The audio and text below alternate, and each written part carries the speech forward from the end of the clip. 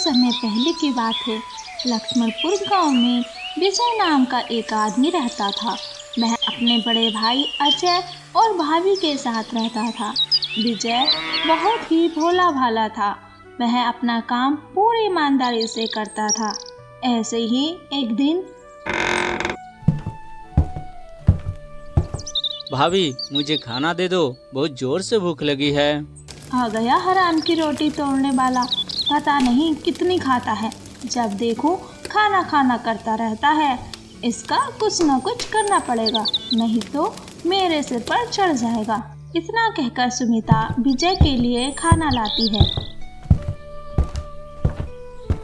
विजय, लो खाना खा लो, गर्मा गर्म बनाकर लाई हूँ।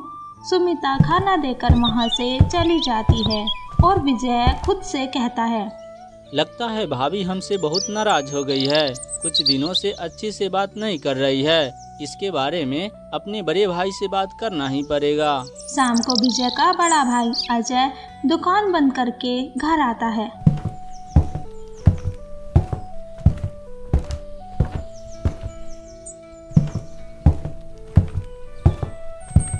भैया, भाभी कुछ दिनों से अच्छी से बात नहीं कर रही है। वह गुस्से में आती है और खाना देकर चली जाती है। क्या इसके बारे में आपको कुछ पता है? ऐसा कोई बात नहीं विजय, वो घर का काम करते करते थक जाती होगी, इसलिए गुस्से में बोल देती होगी। लेकिन कोई बात नहीं, हम उसे समझा दूंगा। यह कहकर विजय अपनी पत्नी के पास चला जाता है। सुनीता, तुम्हारे बारे में क्या सुन रही हूँ? तुम अजय पर इतना गुस्सा क्यों करती रहती हो? अच्छा, तो वह अब चुगली भी करने लगा है, जिससे हम दोनों का आपस में झगड़ा हो। ऐसा कुछ नहीं है, तुम उनके बारे में गलत सोच रही हो। तो मैं ये सब कुछ कब तक झेलती रहूं? मैं उसे कब तक पालती रहूं? वो कुछ काम धंधा भी नहीं करता। उसे घर से बाहर निकालो, नहीं तो मैं अपनी माई के यहाँ चली जाऊंगी। ठीक है, मैं कल कह दूंगा कि अपना काम करो। मैं कब तक कमा कर खिलाता रहूंगा।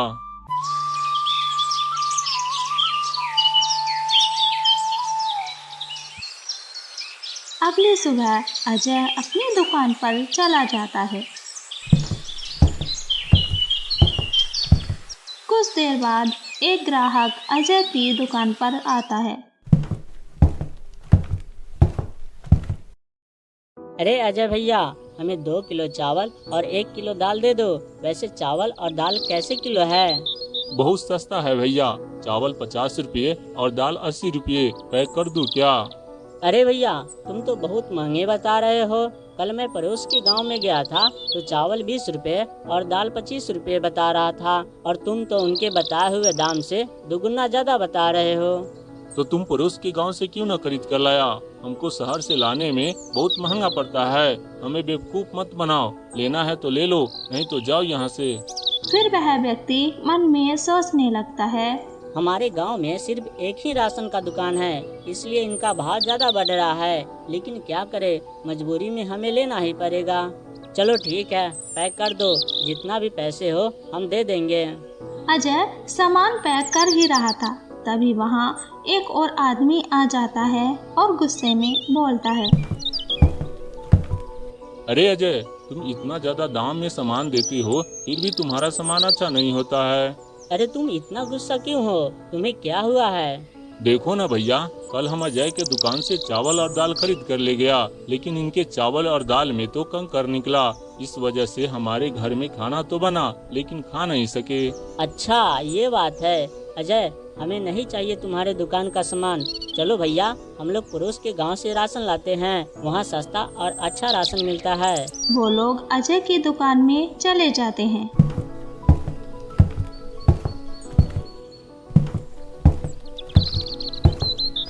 कुछ देर बाद विजय अपने बड़े भाई के पास जाता है।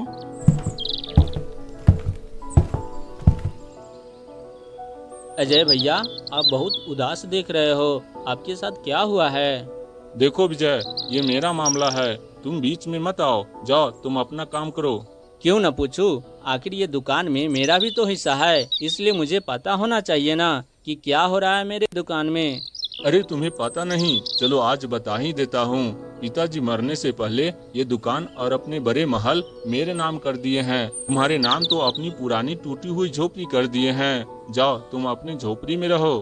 यह सारी बात सुनकर विजय बहुत दुखी हो जाता है और अपनी पुरानी झोपड़ी में चला जाता है।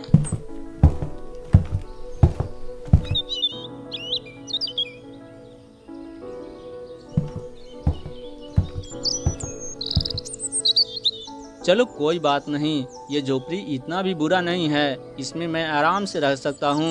लेकिन मुझे जीने के लिए कुछ न कुछ काम करना ही पड़ेगा, नहीं तो मैं भूखा ही मर जाऊंगा। विजय ये सब सोच ही रहा था और उधर अजय अपनी पत्नी से कुछ कहता है। आज मैं अपनी सारी सच्चाई विजय को बता दिया। मैं अपनी हिस्सा में दुकान और ये महल रख लिया। उनके हिस्सा में वो अपनी पुरानी झोपड़ी दे दिया हूँ। वो उसी झोपड़ी में रहेगा। अच्छा, ये तो बहुत अच्छी बात है। अब मैं इस घर में सुकून की जिंदगी जी पाऊंगी।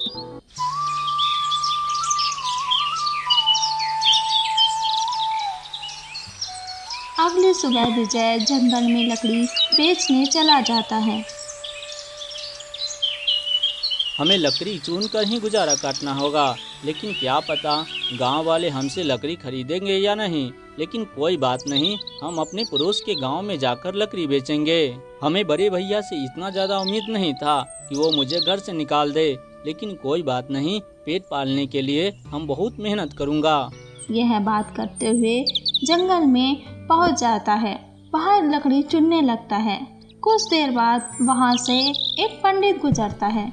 विजय को देखते हुए पंडित जी बोलता है। अरे बेटा, तुम इतनी दुखी क्यों हो? तुम्हारे साथ क्या हुआ है? अरे पंडित जी, हम आपको क्या बताऊं, हमारे परिवार में बड़ी भैया, भाभी और हम बहुत खुशी खुशी रहते थे। लेकिन क्या पता हमारे परिवार पर किसका नजर लग गया। भैया हमें घर से निकाल दिए हैं। वो हमारे हिस्से का एक छोटी सी झोपड़ी दे दिए हैं और कहता है तुम अपना कमा कर खाओ। इसी काम के सिलसिले में मैं जंगल में लकड़ी चुनने आया हूँ। बेटा, तुम्हारे साथ बहुत गलत हुआ है, लेकिन धैर्य रखो, सब ठीक हो जाएंगे। बेटा, तुम मेरा एक काम करोगे क्या? हाँ पंडित जी, अब बताइए तो सही, क्या हुआ? मेरा समय अभी बुरा चल रहा है, लेकिन मैं किसी के साथ गलत नहीं करूँगा। तो बेटा, इस जंगल में थोड़ा आगे जाने पर एक नदी मिलेगा। वहाँ से मेरे लिए एक मटका पानी ले आओ, बहुत जोर से प्यास लगी है। ठीक है पंडित जी, आप यहीं इंतजार कीजिए, मैं अभी लेकर आता हूँ। विजय नदी के पास पानी लेने चला जाता है।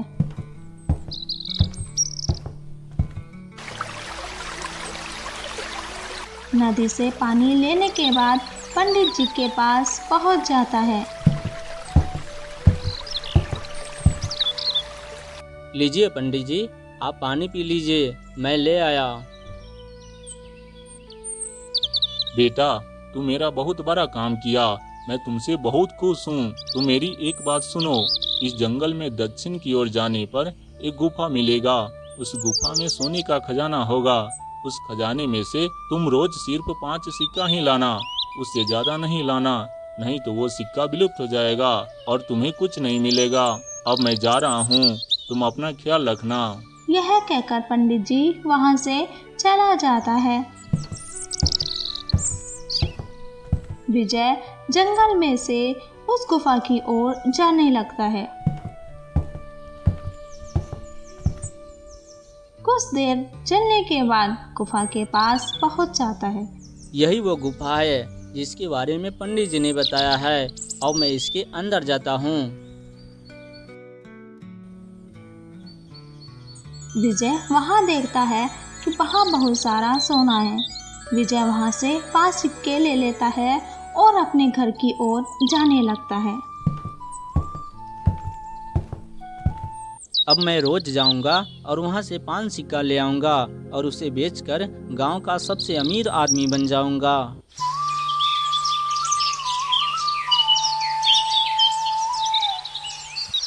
अगली सुबह रोज की तरह विजय जंगल में जाता और उसी गुफा से 5 सिक्के ले लेता और अपने घर वापस आ जाता। देखते ही देखते विजय अपने गांव का सबसे अमीर आदमी बन जाता है। ये सब तरक्की देखकर विजय का बड़ा भाई अजय बहुत दुखी होता है। अरे विजय, इस गांव का सबसे अमीर आदमी कैसे बन गया? उसे तो मैं अपने हिस्से का एक छोटा सा झोपड़ी दिया था, वो इस झोपड़ी को महल में कैसे बदल लिया?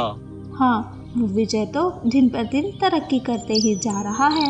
आप एक काम करो, उनके घर के पास जाओ, उनकी खिड़की से सारी बात सुन लेना। आखिर अमीर बनने का क्या राज है।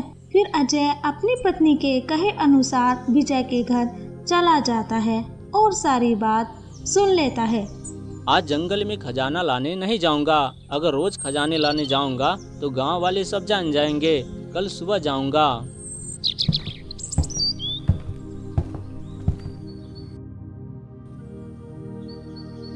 अच्छा, तो ये बात है, ये जंगल से खजाना लाता है और उसे बेचकर लक्ष्मणपुर का सबसे अमीर आदमी बन गया है। मैं इनके जाने से पहले ही जंगल में चला जाता हूँ और सारी खजाना को ले आता हूँ।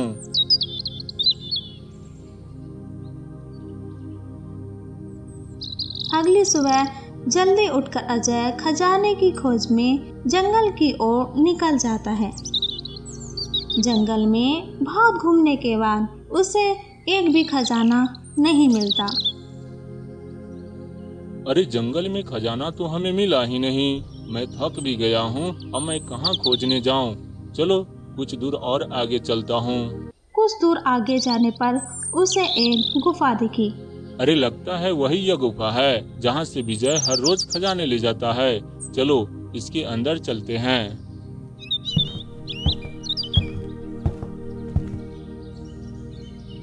अंदर इतना सारा खजाना देखकर अजय खुद को रोक नहीं पाया और सारा खजाना अपने बैग में रखकर घर जाने लगा।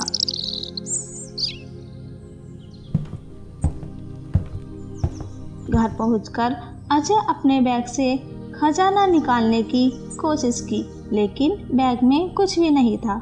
अरे ये सारा खजाना कहाँ चला गया? अजय का सारा खजाना विलुप्त हो गया, क्योंकि अजय को पता ही नहीं था कि इस खजाने से सिर्फ 5 ही सिक्के लाने थे। लेकिन अजय लालच में आकर सारा खजाना ले आया, इसलिए सारा खजाना विलुप्त हो गया। तो देखा दोस्तों, लालच बुरी बला है। हमें कभी भी लालच नहीं करना चाहिए। ऐसी दिलचस्प कहानी देखने के लिए प्लीज़ हमारे चैनल को सब्सक्राइब करें।